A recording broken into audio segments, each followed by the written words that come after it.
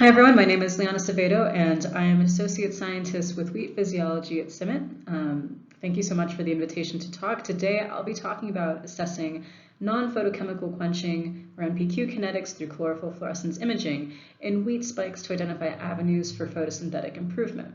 And hopefully this talk will also shed a little bit of light on ways in which we can start to combine more basic physiology research with more plant improvement or breeding objectives. So with that, let's get started. I think one of the biggest challenges when we think about photosynthesis research, especially when we take it to the field, is how we can effectively phenotype transient photosynthetic responses. So we know that photosynthesis is dynamic. However, most of our understanding and the way that we characterize photosynthesis is within the context of steady state conditions. But if we go to a field, we know that leaves are constantly moving in and out of sunlight. We know that they're in a changing light environment. So I think one of the big challenges moving forward, and I think a lot of people have been thinking about this recently, is how do we more effectively measure photosynthesis in conditions that are more representative of actual growing conditions? I think it's also important because previous work has also shown that more natural variation has actually been identified in non-steady state conditions relative to steady state conditions. So what does this mean? This means that if we're only measuring in steady state conditions, we might actually be overlooking natural genetic variation that exists, but just in dynamic conditions. And I think the big question here is, so how do we begin to phenotype dynamic or transient processes, especially when these processes might be difficult to measure in the field or also very time intensive?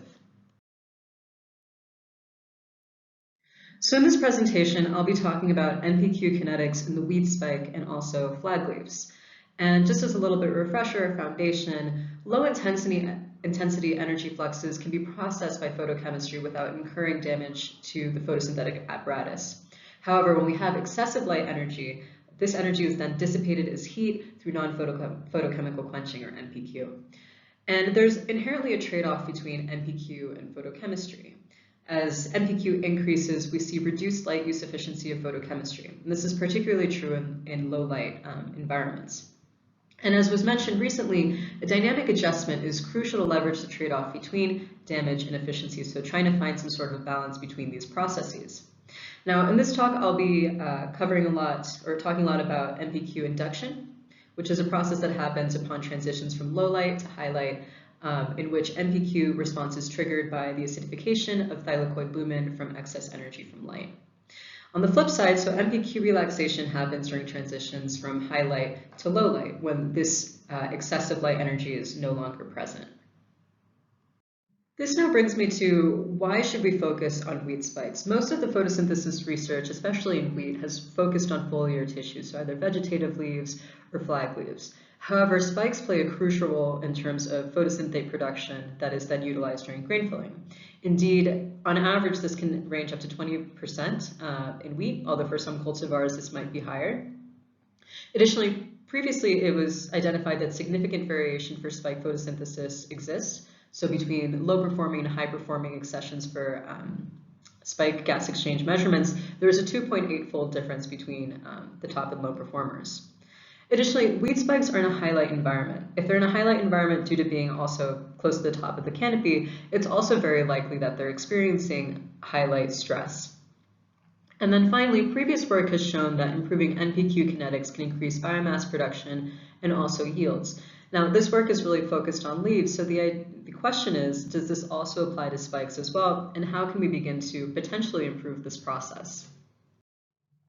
So the main questions for my talk today are, what does natural variation look like for NPQ induction and relaxation in diverse wheat accessions and also across different plant organs, so comparing the flag leaf versus the spike? Do chlorophyll fluorescence properties in the wheat spike differ to those seen in flag leaves, meaning can performance in the flag leaf inform us about performance in the spike and vice versa? How does light stress interact with heat stress in wheat? Oftentimes, stress in the field is not mutually exclusive, so I think it's important to also assess how these stresses might interact and overall affect plant performance. And finally, since this section is focused on plant phenotyping and also crop improvement, can traits be identified that might be amenable to improvement through breeding? Now I'll briefly describe the growing conditions for this experiment. So this experiment was done completely in the field in the Yaqui Valley, Sonora, Mexico, which is in northern Mexico. And the way that we ended up applying heat stress was by doing delayed sowing. And by doing delayed sowing, for example, the measurements that were done during well-watered or yield potential conditions, the average daily high temperature was 25 degrees, while under the heat conditions, the average daily high temperature was about 34 degrees. So there's a very big difference between the environments. Furthermore, for this experiment, 15 accessions were selected based off of known spike photosynthesis performance, off of a previous publication from Miller et al. 2020. In addition, Borlog 100 was included as a check for this project, Borlog 100 being a high-yielding wheat variety. And very briefly, since I'll mention this term a lot during this brief presentation, is that yield potential is the expected yield of a cultivar in an environment with sufficient nutrients and also non-limiting water. One of the big challenges is thinking about how we can improve phenotyping for these non-steady state traits related to photosynthesis. So for this study, there was a combination of measurements made both in and out of the field. Today, I'm going to be presenting mostly the characterization of leaf and spike fluorescence kinetics. As of right now, it is very difficult to measure gas exchange in spikes. It takes a long time, it can be noisy, and it doesn't always yield the best results. So turning to chlorophyll fluorescence imaging is a more efficient way, at least now, to begin to understand some of these processes that are happening in the plant. So the way that I ended up doing this was by utilizing the FluoroCam as pictured here on this slide, which included me going to the field, or a team going to the field and collecting tillers with spikes about dawn, bringing these back for processing at the field station, where the tillers were then dark adapted for about 1 hour prior to the measurement. Spikes were excised, placed within the FluoroCam chamber, where then they were subjected to 15 minutes of highlight and then 15 minutes of darkness to be able to characterize both NPQ induction and relaxation within the spikes. So what do these images look like? So for example, for the flag leaves, what we ended up doing was taking discs of the flag leaves. And this was great because it allows us to run about 30 plots in one go, or in one measurement. So each cluster of 3 or each row of 3 represents one plot, with each disc being a subsample within that plot. And over the course of one day, we can screen about 200 plots per day. And the measurement itself takes about half an hour, so it's a relatively good throughput. Now, when we look at wheat spikes, the throughput does decrease since they do occupy more space in the chamber, but we can still screen about 20 plots per day. I think what's also important to mention here is that in these images, we get a really good signal for the primary photosynthetic organs or parts of the wheat spikes, such as the glume and the lemmas, even though we don't pick up as strong a signal from awns. So this now brings me to the data and the characterization of natural variation for steady-state NPQ. Surprisingly, there weren't any significant differences between genotypes. However, there was still substantial natural genetic variation when looked at through the calculations adapted from Gu et al. 2013. However, there was substantial variation for NPQ across organs and phenology.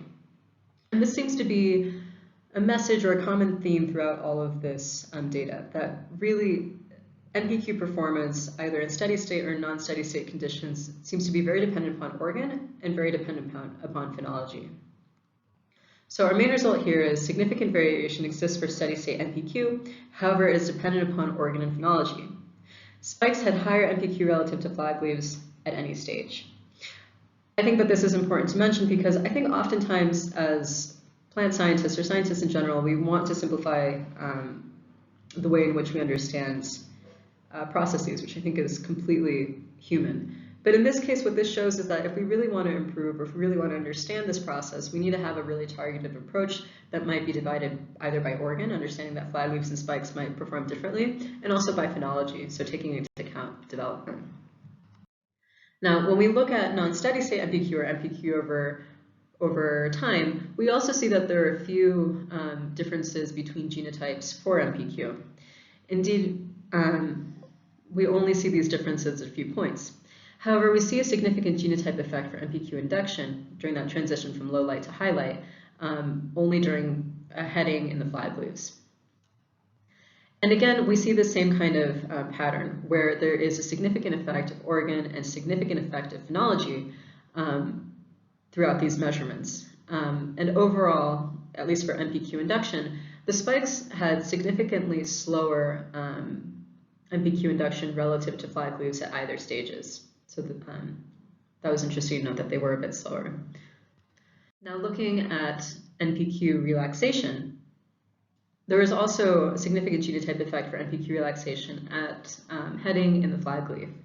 And the slowest accessions for this process were Bacanora T88 and Baviacora M92, whereas the fastest one was Sokol. And when we ended up quantifying this in terms of seconds, looking at 50% or the time to 50% relaxation, what we can see is that there's a really big difference between the slowest and the fastest, about a difference of about 30 seconds, which I think is important to mention, as if this process is occurring many times over the course of a day, and the slower accessions are taking 30 seconds more just to relax, at least in the initial parts of NPQ relaxation, this is something that could really act as a limitation in the field in response to changes in light. Furthermore, again, we see the same kind of pattern where, again, phenology is playing a significant effect on phenotypic variation that's seen. And again, we see that spikes tend to be a little bit slower in this relaxation process, at least during under-yield potential conditions. This now brings me to the second question of whether or not parameters are significantly correlated between the flag leaf and the spike. And what we ended up finding here is that there are a few significant correlations between steady state fluorescence parameters in both the flag leaf and the spike under yield potential conditions, which is meaning to say that performance in the spike might not necessarily tell us about performance in the flag leaf and vice versa. Now, I think that this is an interesting result, especially since it lines up really nicely with previous work that was done that also found a lack of correlation between flag leaf and spike gas exchange parameters. Now, what happens when we try to take heat into consideration and how it affects steady-state NPQ performance? What we ended up finding here is that heat significantly reduces steady-state NPQ across all organs and also phenological categories, again with the same caveat that phenology still plays a role in observed NPQ levels. Now, when we look at NPQ over time between the environments, the main takeaway here is that under highlight, NPQ is significantly lower under heat growth conditions relative to yield potential. And now when we take a closer look at NPQ induction, we also see that across all phenological stages and organs, NPQ is significantly slowed down under heat. And this was particularly true of wheat spikes. Wheat spikes had the slowest NPQ response under heat for induction, and relative to their performance under yield potential suffered the greatest reduction of any organ. So between yield potential NPQ induction spike and heat NPQ induction for spikes, there was a reduction of 15%. When we're looking at NPQ relaxation, we also see that it's significantly slower under heat in both flag leaves and also at wheat spikes during heading. So this is interesting as well. And when we take a little bit of a closer look and we characterize it in terms of 50% relaxation or time to 50% relaxation, we see that overall, on average, it takes about 156 seconds under heat conditions and 147 seconds under yield potential conditions, meaning that it's 9 seconds slower, which is something that, again, could add up over the course of a day, over the course of a growing season, and potentially affect productivity. Something that I thought was really interesting is that NPQ relaxation was significantly faster in the flag leaves at heading. And this made me wonder about previous research that also has been done looking at NPQ relaxation at different canopy levels, previously in rice, where as you move down the canopy, NPQ relaxation becomes faster. So thinking about whether light environment plays a role in this difference, and perhaps senescence as well. Finally, since this talk does have to do with figuring out how we can actually improve upon these parameters, thinking about how can we incorporate these results into breeding programs. One way that we can start to try to tackle this question is by looking at heritabilities. And heritabilities are the proportion of phenotypic variation that can be explained by genotypic variants rather than the environment. And a high heritability can be indicative of amenability to selection and also consistency across surveyed environment or environments. Now, I'm only presenting the heritabilities for yield potential. I still have to look at what this looks like in heat, but I think there are some pretty promising results, at least to get started with all of this. So for example, we can see that heritabilities for the most part are pretty low, which is common for photosynthetic traits. So again, 0 is least heritable, 1 is most heritable. And typically for photosynthetic traits, we see heritabilities of less than 0.4 or 40%. And usually for a breeding program, we would want something that is at least higher than a 50% explanation, which is precisely what we see for NPQ induction across all organs and also phenological stages. So that's really promising. And I think that for NPQ relaxation as well, we see this with a potential heritability of 80% as well, which suggests or indicates that perhaps these traits can be improved upon in the future through more traditional breeding approaches. So to wrap everything up, in summary, under yield potential, significant differences do exist for traits such as NPQ at steady state, NPQ induction and relaxation, but only at the organ and phenological level. In terms of relationships between flag leaves and spikes, few significant correlations were found between parameters measured in the flag leaf and wheat spikes, which is something that's previously been shown as well with gas exchange. So it's, I think, promising that this is also found. Generally, heat stress significantly slows down NPQ induction and NPQ relaxation, which makes the flag leaves and spikes less responsive to changes in radiance in their environment. So this potentially is something that could reduce productivity and that hopefully we can improve. And then finally, high heritability was identified for NPQ induction and also potentially NPQ relaxation under certain conditions. And with that, I'd like to say thank you so much for listening to my presentation. I'd like to thank the members of the CIMMYT physiology team and also Lorna, who's super helpful in bouncing ideas. At this time, I guess I won't be able to take questions, but I would love to talk about this subject more. So if you have any questions or want to discuss more about this, I can be reached at l.acevedo@cgir.org, also via Twitter as well. So looking forward to having some more discussions. Thank you so much.